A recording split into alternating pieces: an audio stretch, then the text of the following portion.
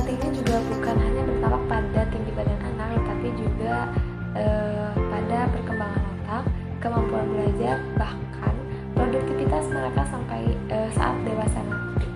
Itulah mengapa pendeteksi dini dan penanganan seperti itu sangat penting. Kemudian ada permasalahan.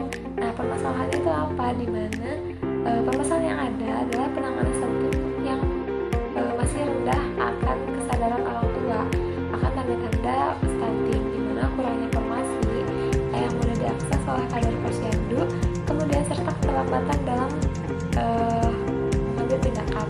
Selain itu, sistem pelaporan atau pendeteksian stunting yang masih manual juga menjadi tantangan tersendiri karena bisa mempengaruhi kecepatan dan ketepatan intervensi. Kemudian ada tujuan. Nah, tujuannya itu dari pembahasan ini yaitu aku akan menguraikan gimana jenis-jenis stunting itu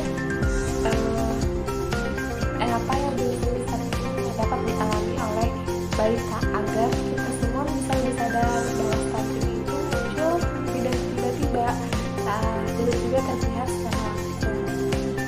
Kemudian yang kedua, apa sih faktor-faktor penyebab stunting?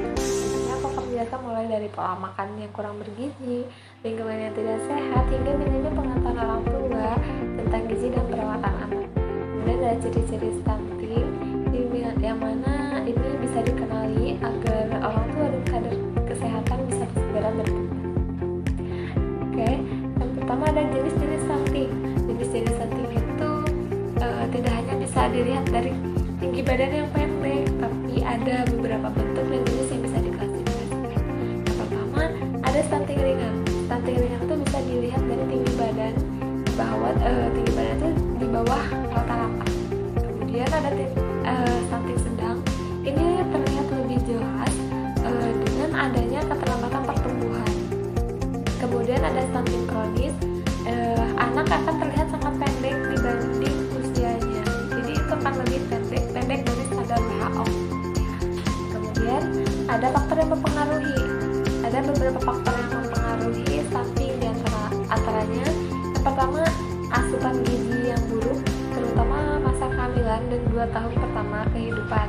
Kemudian ada kurangnya pengetahuan ibu tentang gizi dan kesehatan, ada kondisi sanitasi yang buruk, akses terhadap layanan kesehatan yang terbatas, dan infeksi yang sering berulang seperti diare. Terus apa sih fungsi deteksi dini? Nah, fungsi deteksi ini memiliki banyak manfaat. Yang pertama, membantu mengambil tindakan sebelum kondisi semakin parah, memberikan kesempatan bagi anak untuk tumbuh lebih optimal, dan menghindari dampak jangka panjang seperti gangguan kognitif dan rendahnya produktivitas saat dewasa. Dan apa sih ciri-ciri balita stunting?